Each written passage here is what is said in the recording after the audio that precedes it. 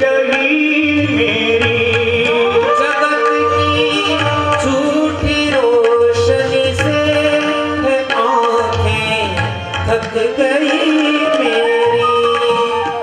आंखें थक गई मेरी, आंखें थक गई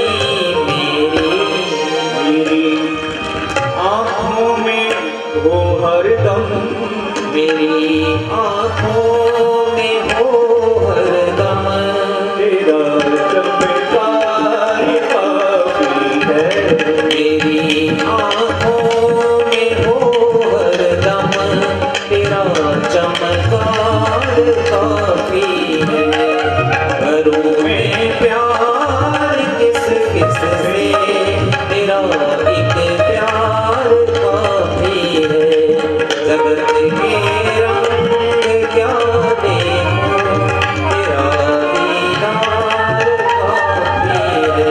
तेरा एक प्यार काफी है, तेरा दरबार काफी है। तेरी सरकार काफी है, तेरा परिवार काफी है। चमत्कार काफी है। निश्चय कर लिया, बात करूंगा तो मेरे प्रभु से, बाकी संसार में मैं किसी से बात नहीं करूंगा। एक बार भूल हुई, अब मैं सावधान रहूंगा। मीराबाई ने भी यही निश्चय किया था,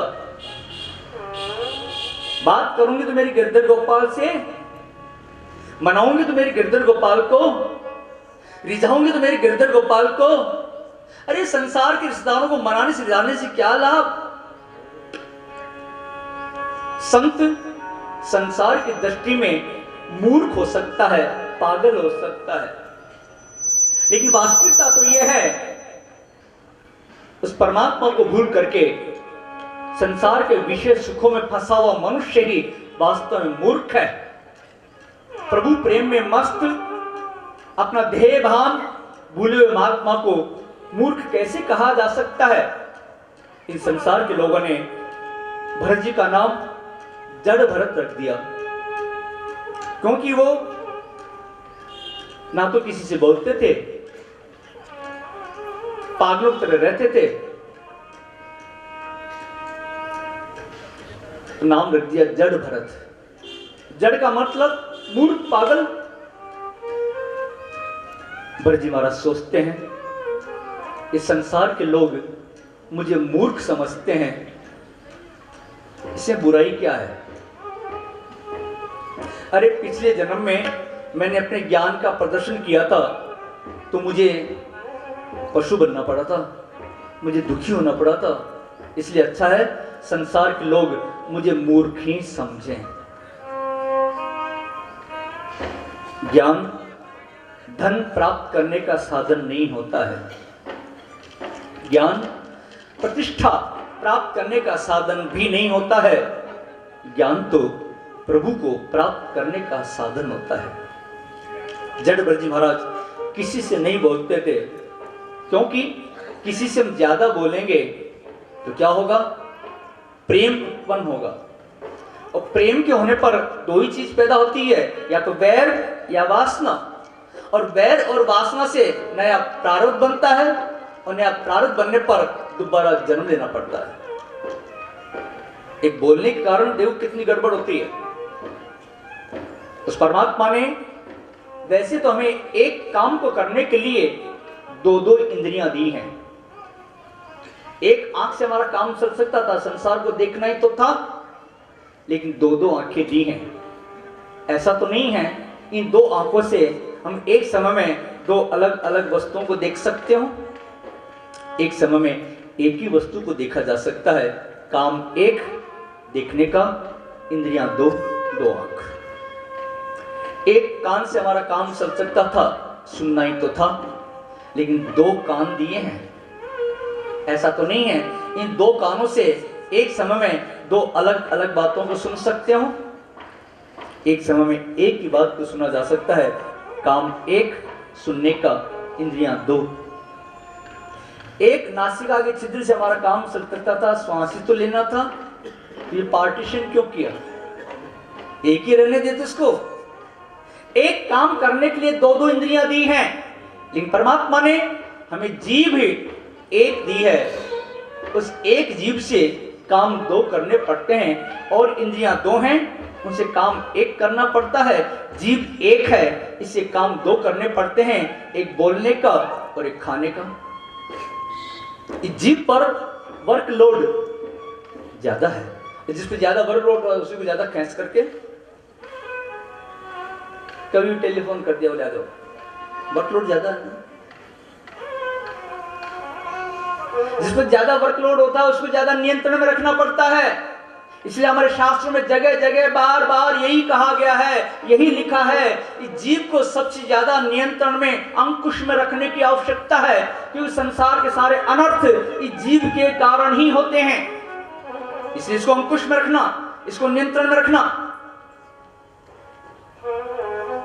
जड़भरत जी के पिता जड़भरत जी को पढ़ाते हैं। पिता सोचते हैं मेरा पुत्र बड़ा होकर के विद्वान बनेगा, बुद्धिमान बनेगा, लेकिन जड़भरत जी की विद्वता निराली थी। इनकी विद्वता सच्ची विद्वता थी। इस विद्वता के संबंध में गोस्वामी तुलसीदास महाराज कहते हैं, इस संसार में विद्वान कौन है, बुद्धिमान कौन है। आज की आधुनिक परिभाषा तो कहती है बुद्धिमान वह है, विद्वान वह है जिसके पास सबसे ज्यादा धन है ना। अरे साहब क्या दिमाग है गले के पास में। 10 साल पहले टूटी साइकिल पर घूमता था, 10 साल में क्या प्रोग्रेस करी है। करोड़ों का तो बंगला खड़ा कर लिया, 50 लाख की गाड़ी में घूमता है, लाखों के वारे न्यारे रोजाना करता है। क्या दिमाग है गले के पास में। देखो बुद्धिमान उसको कहते हैं आज की परिभाषा में जिस पास सबसे ज्यादा धन है। हमारे गोस्वामी तुलसीदास महाराज कहते हैं धन कमाने वाला बुद्धिमान नहीं होता है। गोस्वामी जी कहते हैं पर मन पर धन हरने को वेश्या बड़ी प्रवीण। पर मन पर धन हरण को वेश्या बड़ी प्रवीण। दूसरे का धन कैसे लिया जाता है, दूसरे का मन कैसे लिया जाता है, इस कार्य में वेश्या से ज्यादा निपुण कोई नहीं होता है। जो वेश्या को बुद्धिमान कहेंगे, विद्वान कहेंगे, नहीं। धन कमाने वाला बुद्धिमान नहीं होता है। बुद्धिमान कौन है? तुलसीदास जी कहते हैं तुलसी सोई चतुरीता जो राम चरण लवली।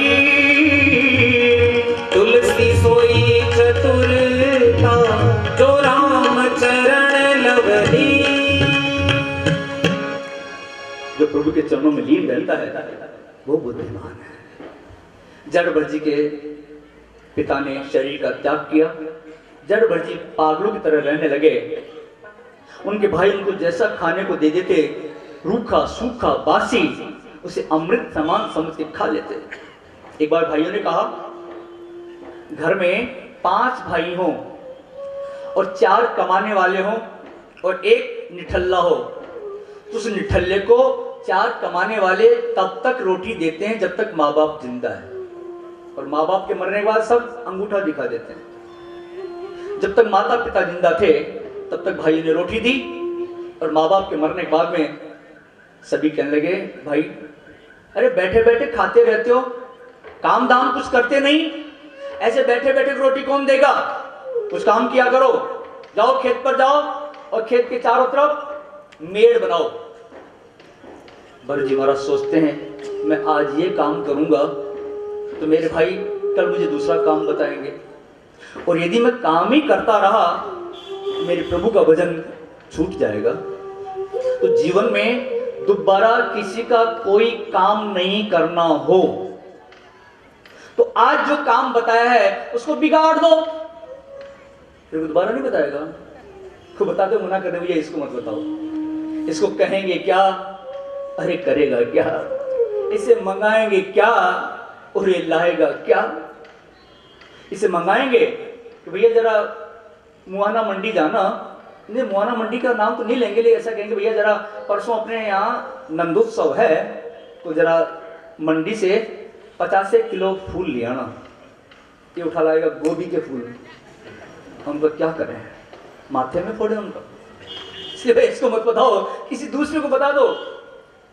भरत जी ने ऐसा ही किया। भाई ने कहा था खेत के चारों तरफ मेड़ बनाओ, उन्होंने फावड़ा लिया और चारों तरफ गड्ढे खोद दिए, उल्टा कर दिया। भाई ने कहा तू कुछ नहीं कर सकता है रे, अरे तुझे कहा क्या था, कर क्या दिया, जाओ खेत पर जाकर बैठ जाओ और जानवरों से खेत की रखवाली करो। जड़ ब्रज महाराज सोचते हाँ ये अच्छा काम बताया, वैसे काम तो कुछ करना है ही नहीं, यहां न सही वहां चल के बैठ जाएंगे, वहां चल के प्रभु का भजन करेंगे। आके खेत पर बैठ गए। एक दिन परमात्मा के ध्यान में खेत पर बैठे हुए थे, गायें घुस गई खेत में चरने के लिए। जड़ ब्रज महाराज ने उन गायों को रोका नहीं। जड़ ब्रज महाराज मन ही मन सोचते हैं अरे खाने वाला राम और खिलाने वाला राम, तो भैया हमारा बीच में रोकने का क्या काम, संसार के सामने मानो नाटक कर रहे हैं, ये पागल है। एक दिन परमात्मा के ध्यान में खेत पर बैठे हुए थे। एक भील राजा ने संतान प्राप्त करने के लिए भद्रकाली देवी से मनौती मानी थी, मेरे को संतान हो जाएगी तो मैं तुझे मनुष्य के बलि चढ़ाऊंगा। राजा की संतान हो गई। राजा ने अपने सेवकों से कहा जाओ कोई अच्छा मोटा तगड़ा मनुष्य ढूंढ करके लाओ जिसके बलि को लेकर मां प्रसन्न हो जावे। राजा के सेवक आए, ढूंढते ढूंढते खेत पर जड़ ब्रज जी महाराज बैठे थे। अब अच्छा मोटा तगड़ा शरीर तो था ही, सेवकों ने सोचा हाँ ये अच्छा है, इसकी बलि को लेकर के मां प्रसन्न हो जाएगी। हाथ पकड़ करके उठा के अपने साथ चल ले गए। चुपचाप उठ करके चल पड़े, कुछ नहीं पूछा भैया कहाँ ले जा रहे हो, किसने बुलाया है, क्या काम है, कुछ नहीं पूछा। क्योंकि सच्चा भक्त जो होता है वो तो सोचता है अरे मेरे प्रभु जहां ले जाएंगे वहां चले चलेंगे, इनको क्या पूछना कहाँ ले जा रहे हो। सच्चा भक्त तो यही कहता प्रभु जहां ले चलोगे वहीं मैं चलूंगा, जहाँ ले चलोगे वहीं मैं चलूंगा, जहां ले चलोगे वहीं मैं चलूंगा, जहाँ ले चलोगे वहीं मैं चलूंगा, जहां तुम रखोगे ना, जहाँ तुम रखोगे ना वहीं मैं रहूंगा, जहां ले चलोगे वहीं मैं चलूंगा, जहाँ ले चलोगे वहीं मैं चलूंगा।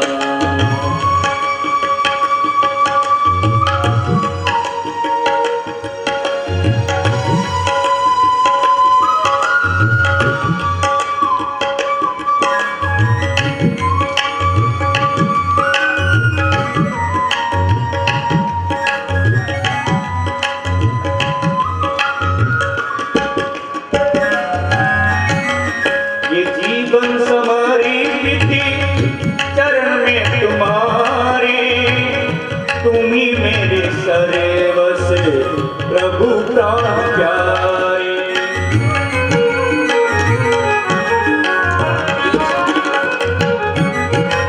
ये जीवन समर्पित चरण में तुम्हारे, तुम ही मेरे सर्वस प्रभु प्राण प्यारे। तुम्हें छोड़ कर और तुम्हें छोड़ कर और किसी को कहूँगा, जहाँ ले चलोगे वहीं मैं चलूँगा, जहाँ ले चलोगे वहीं मैं चलूंगा।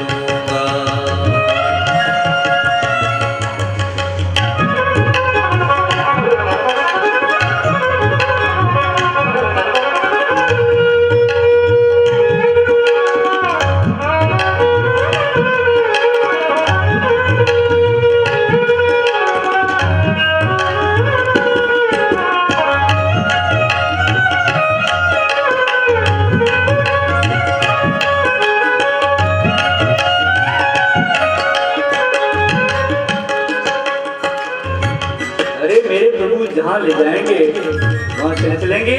इनको क्या पूछना कहाँ ले जा रहे हो?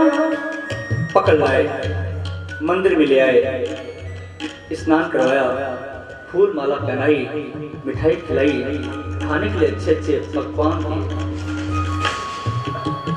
जटाभरत महाराज बड़े आराम से बैठ करके भोजन करने लगे।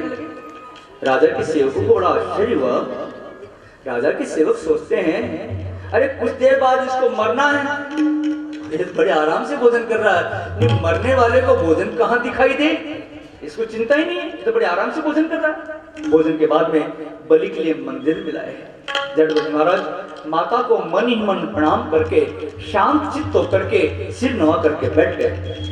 राजा अपनी तलवार लेकर के माता को प्रणाम करके बलि देने के लिए तैयार हुआ, लेकिन जटाभरत जी महाराज को देख करके माता का हृदय द्रवित हो गया।